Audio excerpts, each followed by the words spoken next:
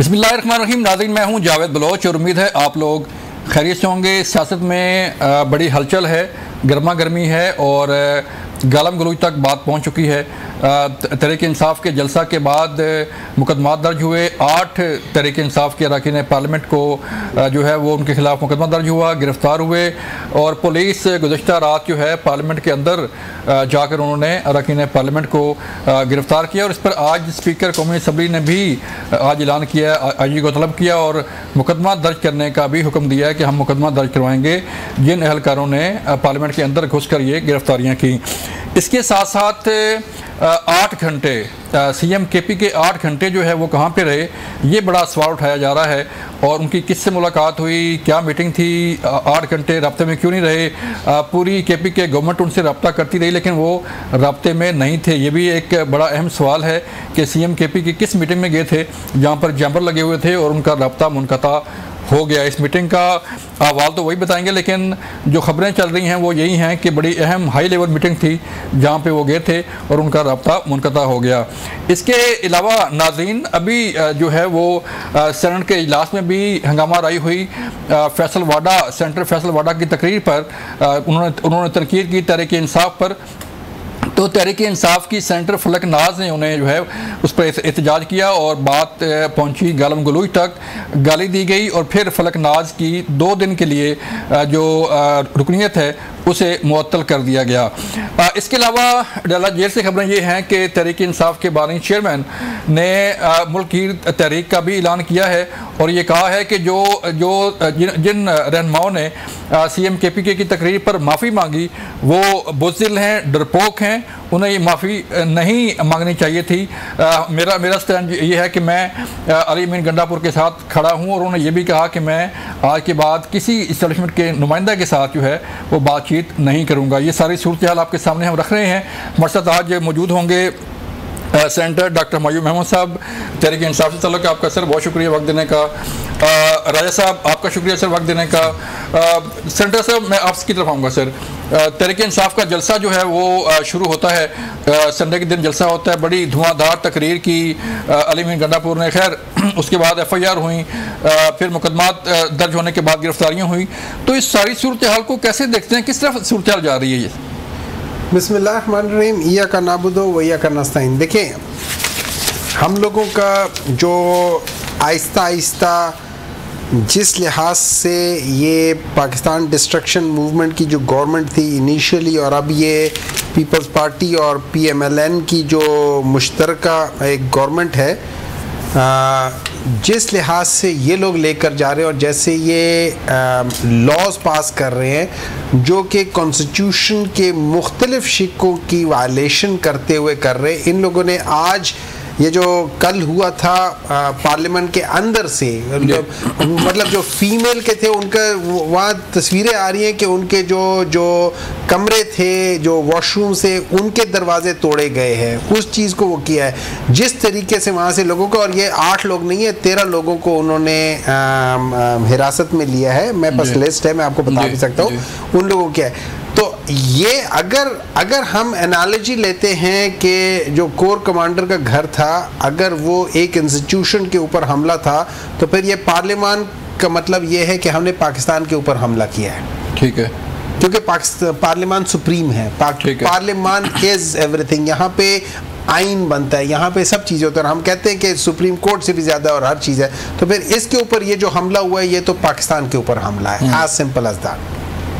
अगर हम इस तरीके से लेकर जा रहे हैं और हम उस नहज पे लेकर जा रहे हैं तो फिर ये याद रखें कि किसी का आज ना बिलावल भुट्टो, ना मरियम नवाज, ना कोई और पॉलिटिशियन या नवाज शरीफ वगैरह, इनमें से किसी का घर अब सेफ नहीं है। ना चादर ना चारदीवारी, कोई सेफ नहीं रही, क्योंकि इन लोगों ने उस चीज़ की जो शुरुआत की है और जिन लोगों के साथ मिल के ये सारा चीज़ कर रहे हैं वो चीज़ यहाँ रुकेगी नहीं, वो आगे बढ़ती जाएगी। तो हम लोग बद से बदतर की तरफ जा रहे हैं। अच्छा, इनको डर क्या है? इनको ये डर है कि पाकिस्तान तहरीक इंसाफ 2-3-4 लाख बंदा, 10 लाख बंदा जमा कर लेगी, करने दें।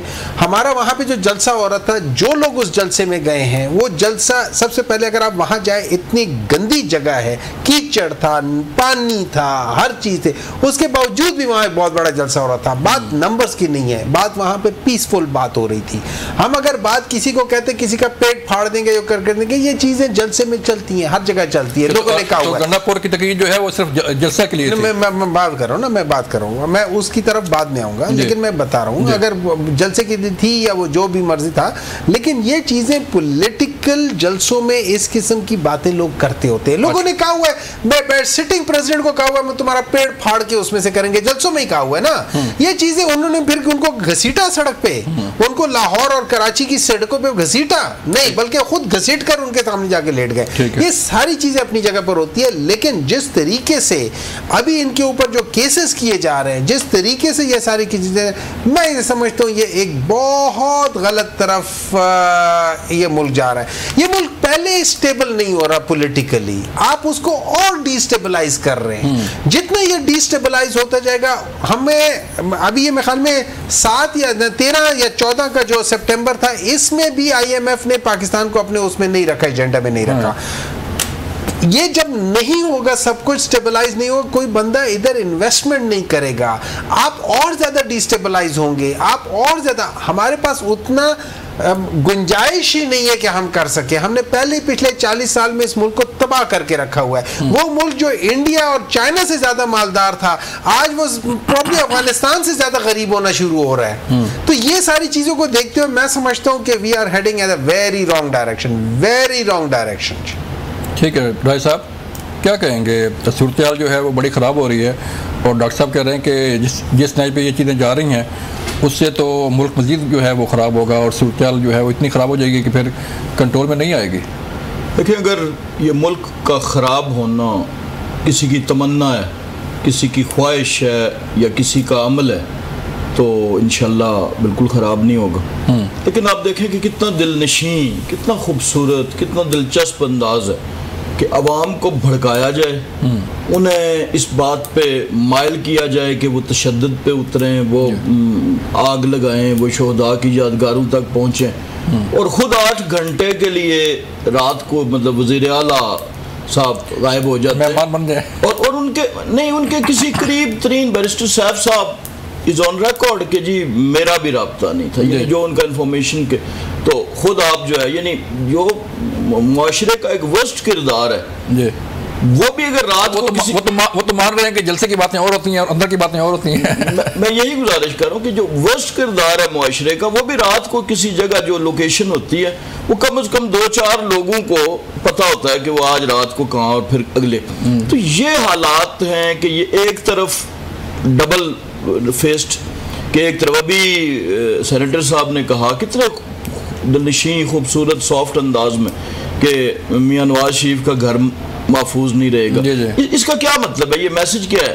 ये वही मैसेज है जिस पे हम पहले दिन से एतराज कर रहे हैं, फलां का घर महफूज नहीं रहेगा, फलां का नहीं रहेगा। और एक और इन्होंने भी लॉजिक पेश की कि जी जो पार्लियामेंट पे जो ये हमला रात को हुआ है, इसकी स्पीकर साहब ने इस पे इजहार अफसोस भी किया, गुस्से का इजहार किया, इंक्वायरी का हुक्म दिया और प्रोडक्शन का हुक्म दिया। तो तमाम पॉलिटिकल पार्टी जिन लोगों ने भी आज बात की, उन्होंने इस एक्शन की मजम्मत की, लेकिन साथ उन्होंने उस बात को भी तो देखें कि वो जो वाकया अभी इस जलसे में हुआ और किसकी तरफ से हुआ, सूबे के आला तरीन पब्लिक ऑफिस होल्डर की तरफ से।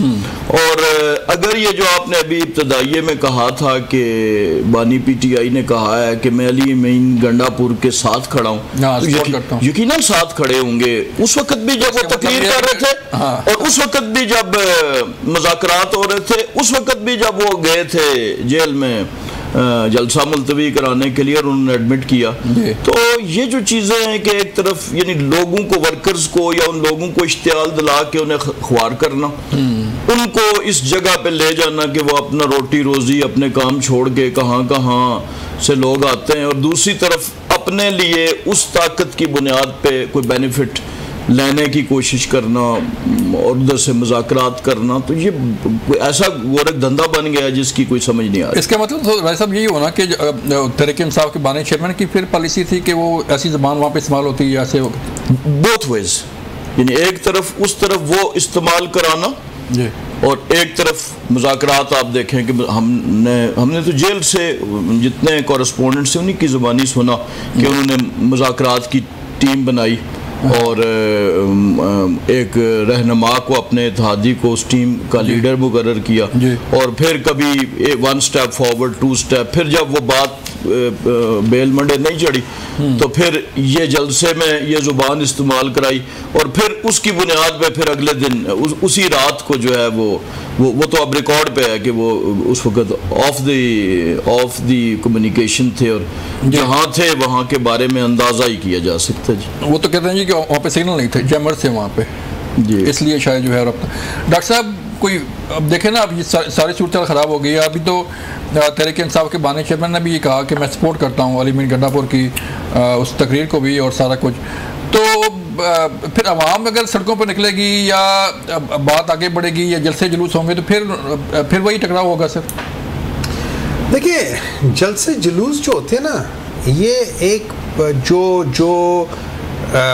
डेमोक्रेसी होती है, जो पॉलिटिकल एटमॉस्फेयर होता है, ये उसके लिए बहुत ज़रूरी होता है। हाँ। अच्छा, ये उन पॉलिटिकल पार्टीज़ के लिए ज़रूरी होता है कि जिन पॉलिटिकल पार्टीज़ की जो जड़ें हैं ना वो आवाम में होती हैं, क्योंकि बेसिकली आपकी जो पॉलिटिकल पार्टी होती है, आप जाते आवाम में जाते हैं जहां आपके वोटर्स और सपोर्टर्स होते हैं, आप वहां जाके उनके साथ कनेक्ट होते हैं और उसके बाद, और ये याद रखें, इसके लिए पैशन होता है, इसके लिए रिश्वत नहीं होती, इसके लिए कीमे वाले नान नहीं यूज़ होते, इसके लिए बिरयानी नहीं यूज़ होती, इसके लिए इस किस्म के हथकंडे नहीं यूज़ होते। तो जो पॉलिटिकल पार्टीज जिनकी बेस होती है वो जाते अपने अवाम के साथ मिलते हैं। हाँ, जिन पॉलिटिकल पार्टीज का बेस नहीं है, जो कि हमेशा से पहले दिन से जो कि टेस्ट ट्यूब बेबी सी, टेस्ट ट्यूब के लिहाज से अचानक वजूद में आ गई और उनकी हिस्ट्री है कि और ये मैं फैक्ट बता रहा हूँ,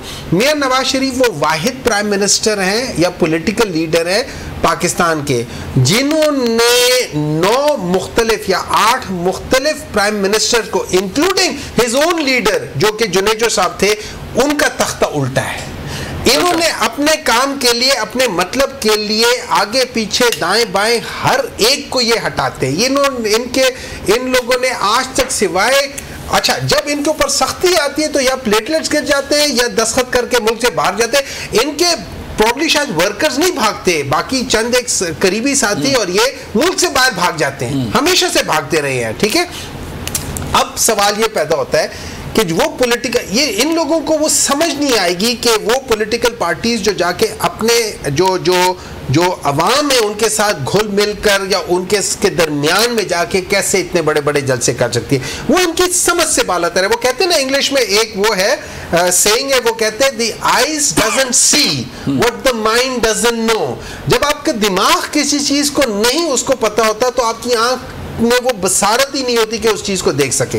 तो असल में ये सारा सिस्टम था, इनको डर ये था कि ये जितना जाके कनेक्ट होंगे ये उतना ग्रो करेंगे। इन्होंने कोशिश करने की पूरी कोशिश की है, 29 जगहों पे कंटेनर लगाए हैं। अच्छा, आप में से जितने लोग हैं जो यहाँ पे इस वक्त हैं, अगर वो इस्लामाबाद के रहायशी हैं और या पिंडी के रहायशी हैं, आप मुझे एक रास्ता बता दें जो इवन जो डेजिग्नेटेड रास्ते थे उनके ऊपर भी कंटेनर थे। इवन जो डेजिग्नेटेड, आप मुझे कहते हो कि यार तुम 4 घंटे या 5 घंटे के लिए जाओगे वहां पे, आप मेरे रास्ते में इतने वो हर्डल्स लगा लेते हो कि मैं 6 घंटे में नहीं पहुंच सकता। सर नौबत क्यों आई कंटेनर लगाने की? फियर तो ये था ना कि किस बात का फियर था? मैं जलसे में, मैं खुद भी गया हुआ था ना वहां पे जलसे में, मैं 7 बजे से लेके 8:30 बजे तक जलसे में था। वहां पे कुछ नहीं हो रहा था, सारे लोग खड़े थे, एक नॉर्मल जलसा था, एक नॉर्मल तरीके से था। हाँ, जोश वो वरवला था ना, वहां मैंने किसी को कीमे वाले नान खाते देखा है, ना मैंने वहां पे किसी को, तो हर चीज, तो उसमें किस जगह पे प्रॉब्लम थी? नहीं, गुजारिश ये है कि आप खुद फरमा रहे हैं कि जो गंडापुर की स्पीच थी वो जलसे की स्पीच थी, और जलसे में ऐसे होता है कि आप ऐसे बड़ी चीजें बड़ी चीजें, फियर ये था, जोश खिताबत होता है, लेकिन फियर ये था गवर्नमेंट को, जब हमने बात की तो वो कहते हैं कि यही हमें फियर था जो उन्होंने कहा कि हम अपना उखाड़ देंगे, हम जेल तोड़ देंगे, हम ये कर देंगे, वो कर देंगे। देखिए मेरी बात सुने, मुझे एक बात बताएं, मैं कहता हूं कि यार मैं आपको कत्ल कर दूंगा और मैं उसके बाद यहां से हिलूं भी ना, आप सिर्फ इस बेसिस पे मुझे अरेस्ट करके चले जाओगे? Is this what the law is? सब देखें ना, ये जुर्म नहीं है, ये जुर्म नहीं है। जुर्म उस वक्त तक नहीं होता जब मैं उसके लिए हाथ में मेरे पास कोई ऐसा आला हो और मैं आपकी तरफ जा रहा हूं, मैं कुछ कर रहा हूं, तब आप मुझे पकड़ो। इश्तियाल कैसे कहते हैं सर? इश्तियाल भी तो है ना। मेरी बात सुने ना, वहां क्या इश्तियाल दिखाया? क्या वो क्या था? ये इश्तियाल नहीं, ये इश्तियाल नहीं था कि हम जाएंगे 2 हफ्ते बाद जाएंगे। ये तो अल्टीमेटम आप कह सकते हैं, इसको इश्तियाल नहीं कह सकते। आप कह सकते हैं उन्होंने एक आपको दिया है कि इस टाइम के अंदर अंदर ये कर लो, आप उस टाइम का इंतजार करो। आप ये नहीं कह सकते हो कि तुमने मुझे महीने का टाइम दिया तो मैं अब तुम्हें आज ही से पकड़ के ले जाऊंगा। देखिए, जो आपने लॉ भी पास किया है ना, इस लॉ के जिस लिहाज से इन लोगों ने किया, उसका क्या है कि शिक नंबर 8 के लिहाज से। अच्छा, मजे की बात यह है कि इस लॉ में अगर आप देखें, इस लॉ के अभी तक मेरे ख्याल में रूल्स भी नहीं बने, इस लॉ के रेगुलेशंस भी नहीं बने। इसमें सिर्फ कहा गया है कि आपको डेस्टिनेशन दी गई है उस जगह पे, और सबसे बड़ी बात ये लॉ जो है ना, आर्टिकल 16 की स्ट्रेट अवे वायलेशन करता है। आर्टिकल 16 आपको peaceful demonstration, assembly peaceful demonstration with reasonable restrictions. मुझे 29 जगहों पे आपने कंटेनर मेजर सड़कों पे किए हो, क्या ये रीजनेबल है? आपने मुझे ब्रेक लेनी है, और इससे पहले मैं आपको एक थोड़ा सा आपसे क्वेश्चन भी करना चाह रहा हूँ कि जो लॉजिक दी गई है कि आपने कहा कि दो हफ्तों की अल्टीमेटम जो है उन्होंने दी है कि हम 2 हफ्तों बाद जो है वो छुड़वा लेंगे। इज इट पॉसिबल कि 2 हफ्तों बाद तरीक इंसाफ को बानी चेयरमैन साहब को रिहा करवा लेंगे?